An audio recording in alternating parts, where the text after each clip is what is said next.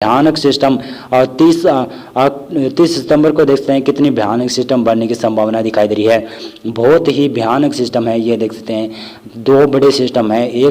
नमस्कार, इस वीडियो में आप सभी का बहुत बहुत स्वागत है। मेरा नाम कमल कुमार है और आपने देखना शुरू कर दिया खेतों तक मौसम। तो इस वीडियो में हम बात करेंगे कि मौसमी सिस्टम किस प्रकार से बनने की संभावना है। ACMW अब दिखा रहा है कि यहाँ पर बंगाल की खाड़ी में बड़ा सिस्टम बनने की संभावना 29 सितंबर से लेकर 1 अक्टूबर के बीच में बनता हुआ नजर आ रहा है। और साथ साथ में अरब सागर में भी ACMW दिखा रहा है कि बड़ा सिस्टम उभरने की संभावना 29 सितंबर से लगाई जा रही है। लेकिन GF मॉडल उसके उल्ट वेदर सिस्टम दिखा रहे हैं, तो उसके बारे में हम चर्चा करेंगे। और अभी देखें तो अभी मौसमी सिस्टम किस प्रकार से बना हुआ है। एक WD उत्तर भारत के क्षेत्रों पर बना हुआ है और एक साइक्लोनिक सर्कुलेशन पंजाब और राजस्थान से सटे हुए क्षेत्रों पर बना हुआ है। और ट्रफ लाइन भी, मानसून की ट्रफ लाइन भी यहीं से गुजर रही है। और साथ साथ में जो लो प्रेशर एरिया बना हुआ है विशेष तौर से वो बिहार झारखंड के ऊपर बना हुआ है। और पूर्वी यहाँ पर मध्य प्रदेश से लेकर आप उत्तरी छत्तीसगढ़ के ऊपर मान सकते हैं कि यहाँ पर अच्छी वर्षा की संभावना है। बिहार और झारखंड पश्चिम बंगाल के ऊपर तो भारी वर्षा होने की संभावना नजर आ रही है। मौसमी सिस्टमों की बात करें तो एक साइक्लोनिक सर्कुलेशन इसमें अरब सागर के ऊपर बना हुआ है और ये लगातार नमी का फ्लो इस तरफ बढ़ा रहा है। और एक साइक्लोनिक सर्कुलेशन लगभग राजस्थान के उत्तरी क्षेत्रों के ऊपर बना हुआ है। WD का भी असर यहाँ पर दिखाई दे रहा है।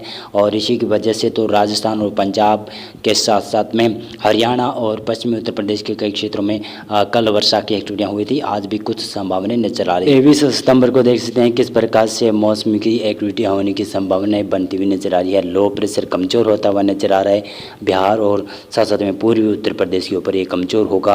और पश्चिमी विक्षोभ भी लगातार बढ़ता रहेगा आगे और लगातार कमज़ोर होता हुआ नजर आएगा। और इसी प्रकार से देखें तो 24 सितंबर को पश्चिमी विक्षोभ कमज़ोर हो जाएगा, पश्चिमी विक्षोभ आगे निकल जाएगा। लेकिन फिर भी अरब सागर की हवाएं भारत के मैदानी क्षेत्रों से लेकर यहाँ पर पश्चिमी भागों के ऊपर बढ़ती रहेगी और साथ साथ में कुछ जगहों पर यहाँ पर मध्य भारत के ऊपर भी वर्षा देती रहेगी। और ये जो सिस्टम बिहार और झारखंड के ऊपर बना हुआ है ये भी थोड़ा सा एक्टिव होगा और ये मानसून की ट्रफ में मर्ज हो जाएगा और बड़ा सिस्टम उभरते हुआ नजर आएगा शायद।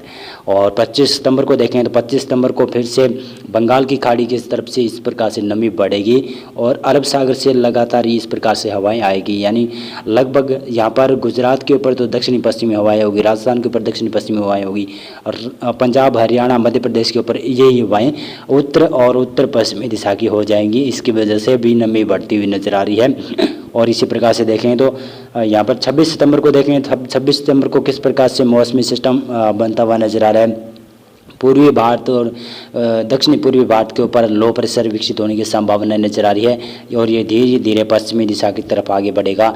और ये लो प्रेशर थोड़ा सा कमज़ोर होगा। लेकिन मैं बता दूं कि आप देख सकते हैं कि यहाँ पर दक्षिणी चीन सागर के ऊपर 2 सिस्टम उभरते हुए नजर आ रहे हैं। साथ साथ में बंगाल की खाड़ी में भी सिस्टम उभरता हुआ नजर आ रहा है। ये सिस्टम काफ़ी मजबूत होंगे और ये सिस्टम शायद साइक्लोनिक स्टॉर्म बन जाए और शायद भारत के ऊपर भीषण वर्षा और बाढ़ जैसे हालात उत्पन्न कर सकते हैं ये सिस्टम। और 28 सितंबर को देखेंगे तो 28 सितंबर को आप देख सकते हैं कि बंगाल की खाड़ी में काफ़ी बड़ा सिस्टम एक्टिव होने की संभावनाएं नजर आ रही है। और इसी के साथ साथ में देखेंगे तो उत्तर भारत में WD भी आने की संभावना नजर आ रही है। 28 सितंबर को WD का भी असर होगा उत्तर भारत के क्षेत्रों में।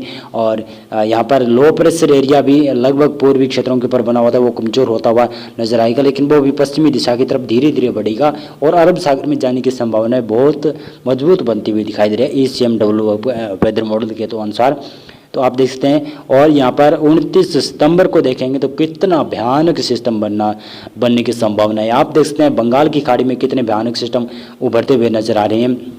यह सिस्टम बंगाल की खाड़ी में दिखाई दे रहा है एक सिस्टम, और ये एक सिस्टम यहाँ पर दक्षिणी चीन सागर के ऊपर दिखाई दे रहा है। काफ़ी बड़ा सिस्टम उभरने की संभावना है। ये दोनों सिस्टम काफ़ी बड़े होंगे और एक साइक्लोनिक सर्कुल, एक तो साइक्लोन बनने की संभावना बन भी सकती है। यहाँ पर बंगाल की खाड़ी में पहला साइक्लोन लगभग पूर्वी भारत को हिट करेगा शायद, और दूसरा साइक्लोन बनेगा तो ये भी पूर्वी भारत को हिट करेगा। यानी पूर्वी भारत के ऊपर ही ये जाने की संभावना नजर आ रही है।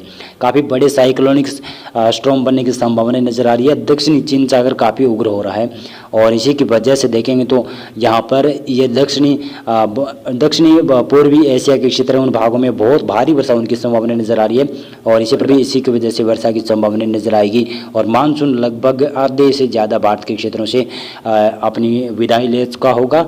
जब ये सिस्टम बनने की संभावनाएं बंगाल की खाड़ी में उभर रही है तो शायद उत्तर पश्चिमी शुष्क हवाएं चलेगी और साथ साथ में WD का भी असर लगातार बढ़ता हुआ नजर आएगा और WD भी पंजाब, हरियाणा, राजस्थान और साथ में पश्चिमी उत्तर प्रदेश और उत्तराखंड, हिमाचल प्रदेश, जम्मू कश्मीर में और इस साथ में गिलगित और लद्दाख में वर्षा और स्नोफॉल की गतिविधियां बढ़ाते हुए नजर आएंगे।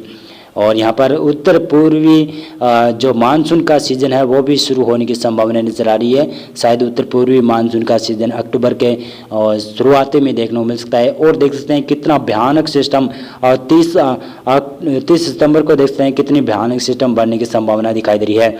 बहुत ही भयानक सिस्टम है ये, देख सकते हैं दो बड़े सिस्टम है, एक दक्षिणी चीन सागर के पश्चिमी क्षेत्रों पर है, धीरे धीरे लाओस को पार करेगा, थाईलैंड को पार करेगा और जो अगला सिस्टम बना हुआ होगा वो भी भारत के तटीय क्षेत्रों को प्रभावित करेगा और दूसरा भी सिस्टम लगातार उभरता हुआ नजर आएगा। भारत के कई क्षेत्रों को यह सिस्टम प्रभावित करेगा और भारत के उत्तरी क्षेत्रों पर तो WD होगा और 1 अक्टूबर को देख सकते हैं कितना भयानक सिस्टम बनने की संभावना है।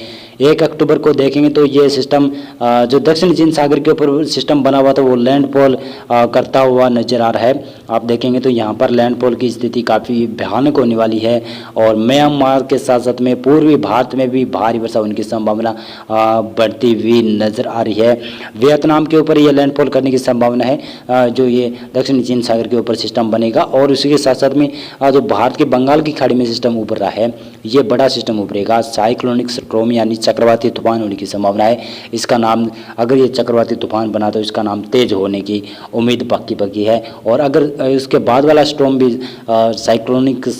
साइक्लोन बना या फिर चक्रवाती तूफान बना तो उसका नाम भी और नाम होने की संभावना है कि और नाम हो सकता है, लेकिन तेज का तूफान का नाम भी बंगाल की खाड़ी में उभरने की संभावना नजर आ रही है। और ये देख सकते हैं कि 1 अक्टूबर को किस प्रकार से ये मौसमी सिस्टम दक्षिणी चीन सागर का यहाँ पर वियतनाम और लाओस के ऊपर लैंडफॉल करने के बाद में थाईलैंड को पार करेगा, म्यांमार को पार करेगा, उसके बाद में भारत के बंगाल की खाड़ी में आएगा और बंगाल की खाड़ी में आगे भी एक मजबूत सिस्टम बना हुआ होगा। इसी की वजह से भारत के कई क्षेत्रों में भारी वर्षा और तबाही वाली वर्षा होने की संभावना नजर आ रही है। भारत में कई जगहों पर अच्छी वर्षा की संभावना भी बनती हुई नजर आ रही है, लेकिन मानसून भारत के कई क्षेत्रों से गुजर जाएगा, पश्चिमी क्षेत्रों से मानसून निकल जाएगा यानी वापसी हो जाएगी। अब आप देख सकते हैं कि ECMW वेदर मॉडल किस प्रकार से इंडिकेशन दे रहे हैं कि अरब सागर में भी एक सिस्टम उभरेगा और बंगाल की खाड़ी में भी उसी के साथ साथ में सिस्टम उभरने की संभावना है, तो उसके बारे में अब हम चर्चा कर। ECMW वेदर मॉडल तो जता रहा है कि बंगाल की खाड़ी के ऊपर लो प्रेशर एरिया बनकर भारत के मैदानी क्षेत्रों को 27 सितंबर से प्रभावित करना शुरू करेगा, यानी दक्षिणी भारत से होकर गुजरेगा और ये धीरे धीरे जाकर अरब सागर में दाखिल हो जाएगा और अरब सागर में दाखिल होने के बाद में ये इंटेंसिफाई होने की संभावना बनती हुई नजर आ रही है ECM वेदर मॉडल के अनुसार। और साथ साथ में बंगाल की खाड़ी में भी उसी समय 28 सितंबर को ही बड़ा सिस्टम उभरने की संभावना है और दक्षिण चीन सागर के ऊपर भी काफ़ी बड़ा सिस्टम ये ECMW वेदर मॉडल जता रहे हैं।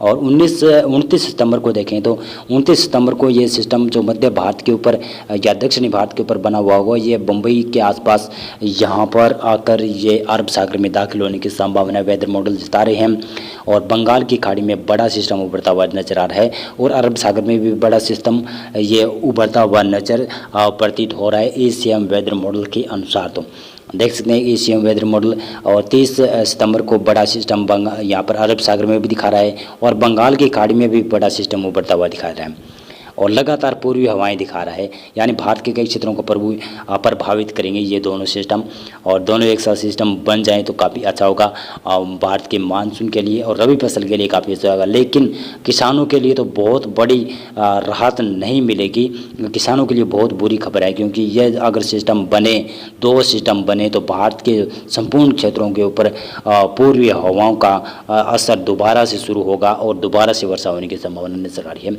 1 अक्टूबर को देखेंगे तो ECM वेदर मॉडल के अनुसार तो आप देखेंगे तो गुजरात के ऊपर और राजस्थान, पश्चिमी मध्य प्रदेश से लेकर आप देखेंगे तो महाराष्ट्र के कई क्षेत्रों पर बड़े सिस्टम का प्रकोप होगा अरब सागर में बनेगा और वो उत्तर दिशा की तरफ बढ़ेगा। ये एशियन वेदर मॉडल का प्रेडिक्शन है, ये हमारा प्रेडिक्शन नहीं है। और इसी प्रकार से दिखाऊं तो यहाँ पर बंगाल की खाड़ी में भी बड़ा सिस्टम उभरता हुआ ये सिस्टम ये वेदर मॉडल जता रहा है। और इसके उसके बाद में भी एक सिस्टम देख सकते हैं कि दक्षिणी चीन सागर के ऊपर है, वो भी धीरे धीरे कर बंगाल की खाड़ी में आएगा और बड़ा सिस्टम वो भी बनता हुआ नजर आ रहा है।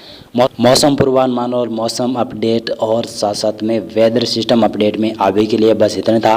वीडियो को लाइक और चैनल को आप सब्सक्राइब कर सकते हैं। बहुत बहुत धन्यवाद।